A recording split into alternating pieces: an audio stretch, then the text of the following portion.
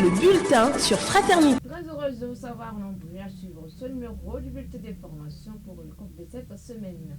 Au sommaire de cette édition, la commune de Carimamont est plongée dans le deuil depuis la matinée de ce vendredi 4 octobre 2024. Une attaque meurtrière perpétrée par des individus armés non identifiés a coûté la vie à une dizaine de personnes de cette commune. Le récit des faits dans un instant. À l'international, une nouvelle incursion d'un groupe armé a eu lieu dans le nord du Togo dans la nuit du mardi 1er au mercredi 2 octobre 2024. Le bilan fait état également d'une dizaine de morts. Les détails vous seront servis dans la page inter de ce soir. À suivre bien d'autres nouvelles et l'actualité sportive. Et voilà pour vous les titres. Le développement dans un instant. Madame, mademoiselle et monsieur, bonsoir. Bienvenue dans ce bulletin d'information. Ouvrons cette édition par cette actualité. Le personnel du ministère de la Justice au Bénin prévoit un sitting le lundi 7 octobre 2024 pour exprimer leur mécontentement face au silence des autorités concernant leurs revendications. Le syndicat représentant les travailleurs du secteur judiciaire demande la régularisation des affectations en attente et le versement des fonds rétrocédés. Il déplore également l'absence de dotation de carburant, un avantage dont bénéficient les employés d'autres ministères. Le syndicat national des travailleurs des services judiciaires considère cette manifestation comme un ultime avertissement. Si aucune réponse concrète n'est obtenue, les syndicats menacent de durcir le mouvement avec une grève générale qui pourrait paralyser le secteur judiciaire. La décision revient désormais au garde des Sceaux, Yvonne Détenu. De la justice à la société, lutte contre le ramassage du sable de rigole dans les vents à Parakou. Le chef du quartier d'Amagourou passe à la vitesse supérieure. Ce jeudi, l'élu local a ordonné l'arrestation de plusieurs de ses administrés et qui s'adonnent à cette pratique interdite par les tests. Ils ont été appréhendés par la police républicaine et soumis à payer des amendes qui s'élèvent à plusieurs dizaines de mille de francs CFA. Le chef Kati Abdoulaye Issa dit taper du poing sur la table après plusieurs rappels à l'ordre. Extrait de ses propos. Effectivement, parce que quand c'est trop là, il faut réagir. On avait dit ça. Ça dépasse 5 ans aujourd'hui. En 2021, moi-même, j'ai appelé la police est venue. Ils ont demandé pardon. Quand même, il n'est pas cessé de ramasser. Ce qui est interdit aux grands de sous la voie de ramasser les sables de révolte, ce n'est pas du tout bon. Et nous ont attendu. Ils ont dit ça à la radio. Le gouvernement a dit, la mairie a dit, nous-mêmes les chefs de quartier, on n'a pas, on n'a pas laissé. Ça, on avait dit ça, fatigué. Mais quand tout c'est trop, il faut réagir. C'est pourquoi, hier maintenant, j'ai appelé Bosséa, j'ai appelé la mairie, pour appeler le commissaire, on les a envoyé la police. Avec la convocation, on les avait gardés là-bas pour les amender. Donc c'est ça qui a été fait. Combien de personnes ont été prises et combien ont-elles payé? Il y a 2 personnes qu'on les avait gardées. Mais il y a 3 personnes, il y a 2 personnes là qu'on les avait gardées, ils ont payé comme il le faut. On peut savoir combien ils ont payé? Bon, ça commence à partir de 50 000 à 150 à 300 000, à 500 000. Mais moi-même, je ne sais pas. En tout cas, c'est demandé d'indiquer que c'est 50 000 qu'on les avait amendés. Qu'ils ont payé, c'est 4 000 pas chacun. C'est avec les camions de tricycle qui sont nationalisés. Camions ou tricycle, c'est avec ça qu'ils la mettent. Et aller vendre. C'est ça qui n'est pas du tout bon. On en sait désormais plus sur ce qui s'est passé dans la nuit du jeudi 3 au vendredi 4 octobre 2024 dans la commune de Carimamont. Cette localité, située dans le nord-ouest du Bénin, a été une fois de plus frappée par une attaque meurtrière.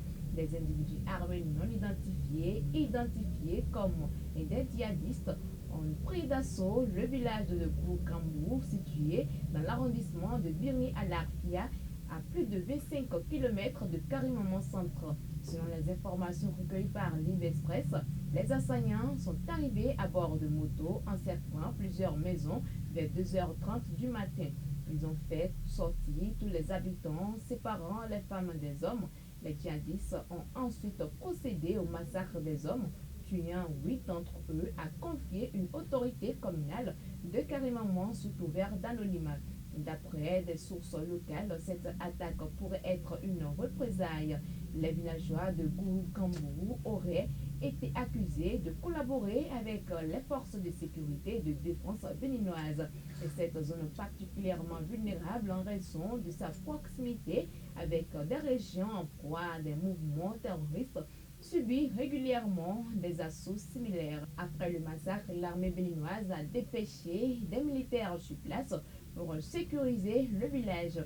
Toutefois, toutes nos tentatives pour obtenir des précisions auprès du porte-parole des forces armées béninoises sont restées infructueuses. Je vous l'annonçais à l'entame de cette édition, une nouvelle incursion d'un groupe armé a eu lieu dans le nord du Togo dans la nuit du mardi 1er au 2 octobre 2024. Le bilan fait état d'une dizaine de morts et de nombreux dégâts matériels.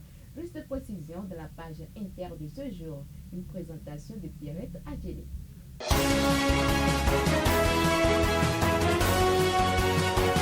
Au Togo, 19 morts, c'est le bilan d'une attaque terroriste survenue dans la nuit du mardi 1er au mercredi 2 octobre dans le nord du pays. L'attaque a ciblé une unité de patrouille non loin de la frontière du Burkina Faso. Au total, 9 militaires et 10 civils sont tombés sur le lieu de l'attaque. En effet, ces soldats surveillaient sur la construction des tranchées de sécurité destinées à empêcher l'inclusion de la bande criminelle dans le pays. Par ailleurs, il faut aussi dire que l'armée a dû faire recours à un renfort aérien pour faire fuir les assaillants. En dehors des pertes en vies humaines, des dégâts matériels ont été également enregistrés. Il s'agit de la destruction d'un bulldozer et 5 pelleteuses qui ont péri dans l'incendie.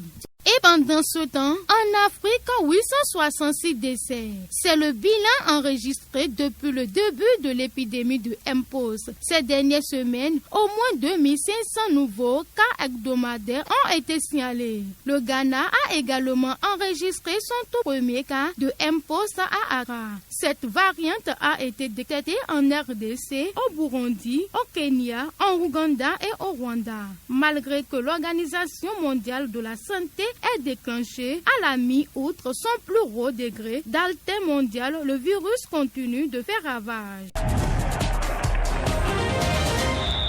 Oui, comme prévu, la Fédération sénégalaise de football a publié ce vendredi la liste des joueurs qui affronteront le Malawi dans le cadre des 3e et 4e journées des éliminatoires de la CAN 2025, la double confrontation notamment.